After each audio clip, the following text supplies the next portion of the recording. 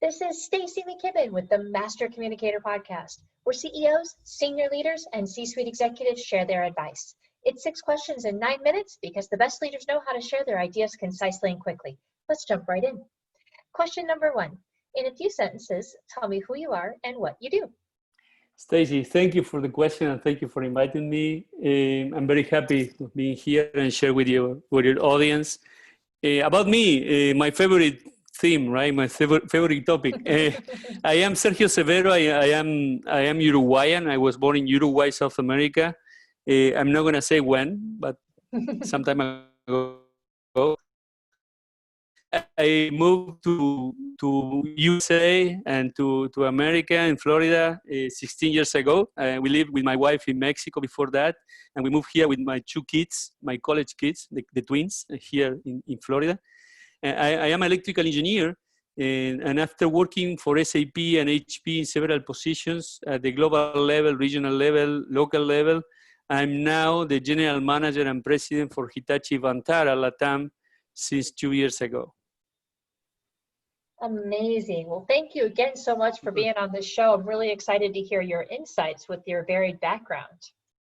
So I'm curious, as you think about this and likely through probably a global and cultural lens, what's the best thing about leading people from your perspective? Yeah, it's always about leading people, right? So as there is a very famous psychologist, that is Friedrich Herbert, that used to say that satisfaction is around motivation and insatisfaction is about the hygienic part of things, right? And money is not about motivation. I think money is very important, but the most important thing about for people to be motivated is to learn, to grow in responsibilities, and to contribute. And the management is the science of giving people that chance, right? So when you are giving people that chance to contribute, to learn, to grow in their positions, you are doing something that is extremely important. And for me, it's very fulfilling that is helping people to find those opportunities to grow, okay? So I think it's about that. It's the most fulfilling thing about leading people is to give them this opportunity. It's nice to think about it from the perspective of how it makes us whole as leaders to be able to give in such a way. That's beautiful. Well, then you might get a kick out of my next question, which is, I often hear from other leaders, business would be great if it weren't for that pesky people part. I'm curious, what are your thoughts about that? There is no business without people, right? It's impossible. We are a gregarious race. The human race is a gregarious, and the world is a gregarious place. I always say that I am a citizen of the world, and I think the companies also we are citizens in the company, right? And it's very important to recognize the contribution of the people. And I see companies moving from good to great because of the people and the opportunities that bring into the people to overcome obstacles, to overcome challenges, and to achieve what is dreamed, what is unimaginable to achieve. So no doubt, without people, there is no business, there is no company.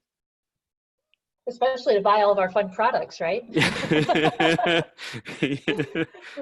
All really important. So if I had a group of leaders sitting in front of you right now, Sergio, what piece of advice about communication would you give to them?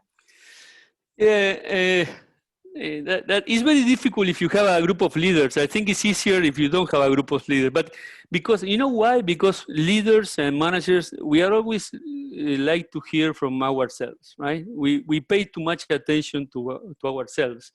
And I think the key for communication is to really recognize it a two-way avenue, okay? And as a manager, I always try to use the 30-70 rule. That is, let's listen 70% of the time and let's speak 30% of the time.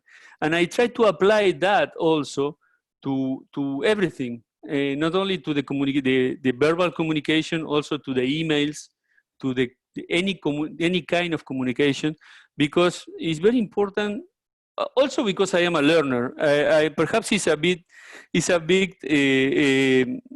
I am trying to learn so much that I prefer to listen, but I think it's very important to listen. That's the first thing. The second thing is leaders should communicate the simple way to do things, right?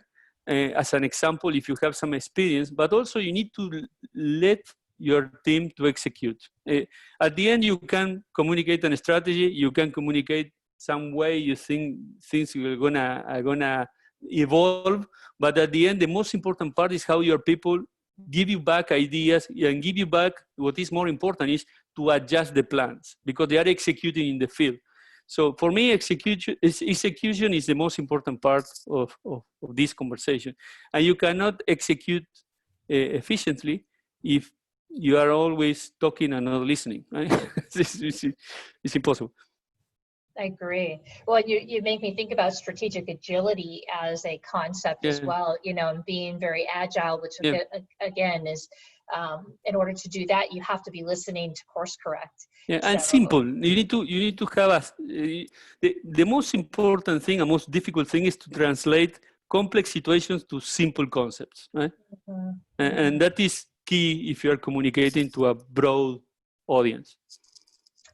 So what other successful business leaders like yourself should be on the podcast? In other words, who else should we be paying attention to? There are many good people. I have good customers and good colleagues in our organization. So in our organization, Hitachi Vantara, I recommend you to invite Brian Householder. Brian is our global leader in digital infrastructure in Hitachi Vantara. He's a multicultural leader. He's very soft-spoken, very open to share ideas, and he's always offering good advice. I think Brian could be a great addition to your podcast. The other two that are customers and also partners are Gabriel Del Campo. He's an Argentinian colleague from CenturyLink. He lives in Argentina now, but he lived in London many years. He knows the business as he's a very good leader and a very good friend. And Carlos Centeno. Carlos Centeno runs Claro Colombia. He lives in Bogota. He's in Bogota. He lives in Chile, in Argentina, in US, in Mexico. He's a multicultural. Because I think that exposure to multicultural experience it could be good for your audience, right? I love it. Yeah, I've been in 8 countries so far, you know, doing some of these interviews, and so this will certainly add to my list. And just too bad I can't go visit them in person. I'd love to head down to Bogota or somewhere fun. Or Buenos Aires. Both are beautiful cities. Exactly.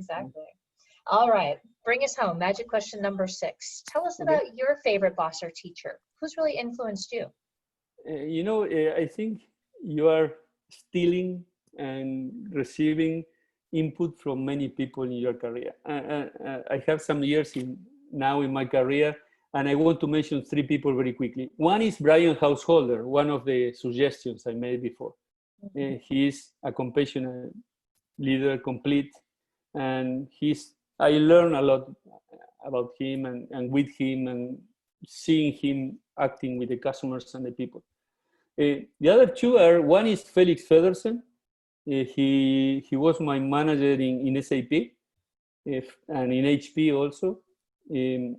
I always listened to him, and he was always listening to me and teaching me how to execute. And I learned a lot about business discipline. He's the integrity is key for him. He's very, very disciplined and passionate about execution. And the other one is Hans-Peter Clay. It's a different style. Hans-Peter was the pure sales guy, but he was very, very into people and communicating to people. And he allowed me to grow as a person, as a professional. And he was my manager when I was in HP Global. And he was very diverse, and he taught me a lot about different cultures. So I think at the end of the day, these 3 people, they made me what I am with all my defects and all my virtues. And I recommend everybody and this question is very important, Stacy, because you need to recognize that you are not alone. And you are not alone in this career, in this endeavor that is a professional career. And I'm very happy to can share this with you and to have these mentors in my career. That's amazing. And you hit the nail on the head exactly why I asked the question, because I believe it's really important for us to reflect and then pay it forward, right? Pay forward some of those learnings to other people as I think, recognition for the folks who've shared it with us, right? That's, I think, one of the highest forms of flattery and way to say thank you. Agree. Thank you so much for being on the show. It's been an absolute pleasure to hear some of your ideas, and I just, I'm so grateful for the time you provided. If somebody wanted to reach out and introduce themselves or learn more about you, how might they reach out? Yeah, many ways, but I am an avid LinkedIn user, right? And I answer all the messages, everything. So if you want to find me, I think the best way is to try to find me in LinkedIn. You're gonna share the address, and you can just ping me, and we'll reply very soon. That's perfect. Well, I will. I'll put it in the description, so if folks want to reach out, they can just click below when they listen. Yeah. Okay. So, well, thank you again so much, Sergio. It's been wonderful having you on the show. And this is Stacy McKibben with the Master Communicator Podcast. For more ideas and insights, please do go check us out at www.concilioteam.com. And we look forward to seeing you again next time. Take care.